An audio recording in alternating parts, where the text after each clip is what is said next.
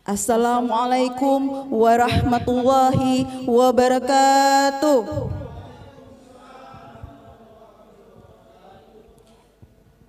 Assalatu wassalamu ala asrafil anbiya'i wal mursalin wa ala alihi wa sahbihi azmain, amma ba'd.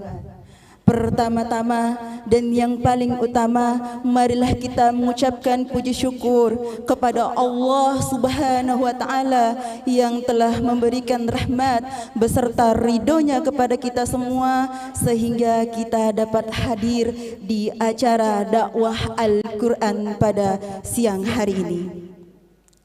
Tak lupa pula kita menyampaikan salam beserta salawat kita kepada junjungan Nabi besar kita, Nabi Muhammad sallallahu alaihi wasallam, yang telah membawa kita dari zaman jahiliyah menuju zaman yang terang benderang seperti yang kita rasakan pada siang hari ini. Dewan Hakim yang terhormat, Bapak dan Ibu, saudara-saudari sekalian sebangsa dan setanah air. Adapun judul dakwah saya pada siang hari ini, menaati Allah, menaati Rasul, dan menaati ulil amri di antara kita. Kita sebagai aparatur sipil negara tentunya memiliki pemimpin atau atasan di dalam instansi kita. Dan begitu indahnya Islam memberikan kita umat muslim pedoman dalam menjalani kehidupan sehari-hari, termaksud dalam mentaati ulil amri. Sebagaimana telah diwahyukan oleh Allah di dalam Al-Quran surah An-Nisa ayat 59. A'udzu billahi minas syaitonir rajim. Bismillahirrahmanirrahim. Ya ayyuhalladzina amanu ati'ullaha wa ati'ur rasul wa ulil amri minkum. Fa in tanazatum fi shay'in farudduhu ilallahi fi shay'in. Sadaqallahul azim.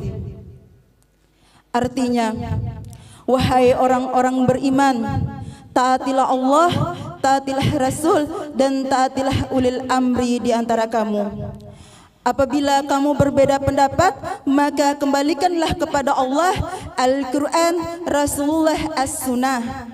Jika kamu beriman kepada Allah dan hari kemudian itu lebih utama bagimu dan lebih baik akibatnya. Bapak dan Ibu, saudara-saudari sekalian, ayat ini menegaskan bahwa wajib bagi kita umat yang beriman mentaati Allah, Rasul, dan ulil amri di antara kita. Bagaimana cara mentaati Allah?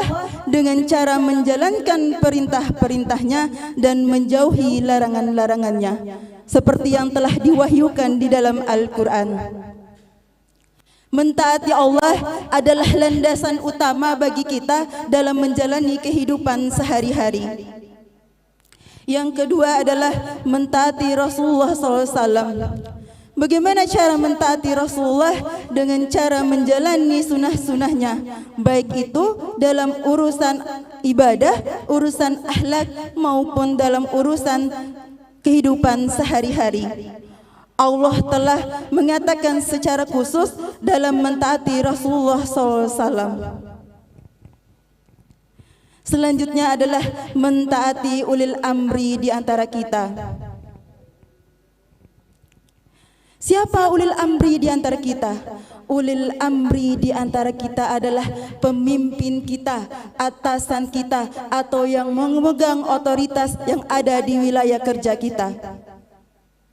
Allah telah menyebutkan di surah An-Nisa ayat 59, wajib bagi kita mentaati ulil amri di antara kita atau atasan kita di tempat kerja.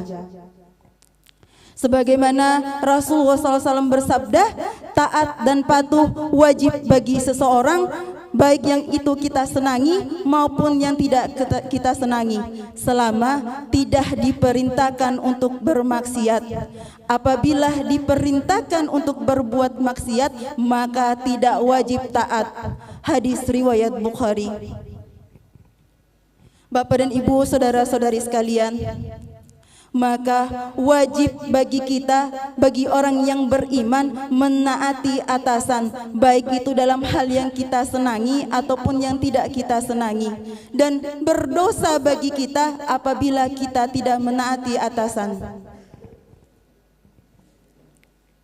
Tetapi ketaatan ini bersyarat. Perintah seperti apa yang wajib kita taati? Perintah yang wajib kita taati adalah perintah yang selaras dengan ajaran agama Islam. Apabila diperintahkan tidak selaras dengan ajaran agama Islam, maka kita bisa menyampaikannya secara baik-baik, atau kita bisa memilih opsi tetap menjaga integritas keimanan kita. Maka para hadirin hadirat sekalian, ketaatan kepada atasan bukan hanya profesionalisme kerja atau takut diberi sanksi atau hanya karena ingin mendapatkan pujian, tetapi ini adalah perkara keimanan. Sebagai seorang muslim yang mengaku beriman kepada Allah dan Rasul, maka wajib hukumnya menaati atasan. Adapun beberapa implementasi yang dapat kita kerjakan di lingkungan pekerjaan dari surah An-Nisa ayat 59. Yang pertama, melaksanakan tugas walaupun itu terasa sulit. Apabila kita seorang ASN yang mengaku beriman kepada Allah, ASN yang taat, walaupun kita diperintahkan tugas yang mungkin di mana itu terasa sulit untuk diselesaikan, tetapi apabila kita seorang yang taat, kita akan mudah menjalaninya dengan penuh tanggung jawab. Melaksanakan tugas dengan penuh tanggung jawab adalah melaksanakan amanah yang diberikan oleh pimpinan. Ini adalah salah satu sikap ikhlas yang diajarkan di dalam agama Islam, melaksanakan tugas tanpa keluhan dengan niat menggapai ridho Allah Subhanahu wa taala. Yang kedua, melaksanakan kebijakan atau keputusan pimpinan di mana keputusan tersebut mungkin tidak sependapat dengan pendapat pribadi kita. Tetapi apabila kita seorang ASN yang taat, maka kita akan menerima tanggung jawab tersebut dan melaksanakannya dengan penuh komitmen. Karena itu adalah suatu bentuk penghormatan kita kepada atasan, menjalankan tugas dengan penuh amanah. Dan itu adalah salah satu sikap profesionalisme dalam bekerja, karena kita menekan ego pribadi kita demi kepentingan bersama dan kepentingan organisasi atau instansi. Lalu yang ketiga, menghindari kritik secara terbuka. Bapak dan Ibu, saudara-saudari sekalian, tentu kita sebagai bawahan ada keputusan atau kebijakan pimpinan yang mungkin dalam hati bertentangan dengan kita. Tetapi apabila kita seorang ASN yang taat, maka kita akan menyampaikan pendapat kita dengan cara baik-baik. Mungkin saja bisa dengan diskusi secara pribadi, mungkin saja bisa menyampaikan di forum-forum yang tepat, atau bisa menyampaikannya di saat waktu yang tepat. Bapak dan Ibu, saudara-saudari sekalian, dengan melaksanakan kritik secara terbuka, itu akan menyebabkan konflik di dalam organisasi.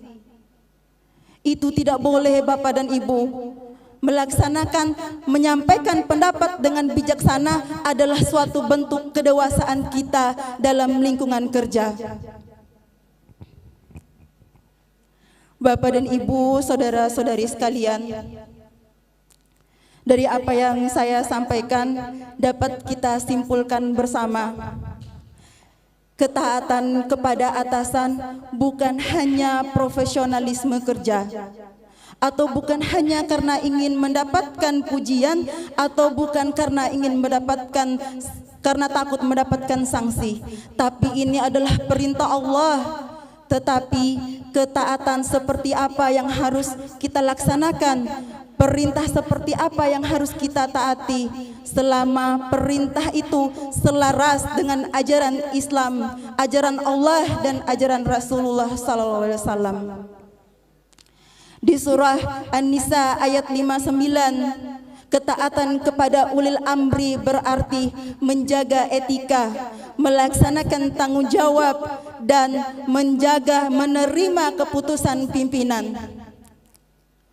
Dengan melaksanakan tugas dengan penuh profesional, kita akan menciptakan lingkungan kerja yang harmonis dan menggapai ridho Allah Subhanahu wa Ta'ala.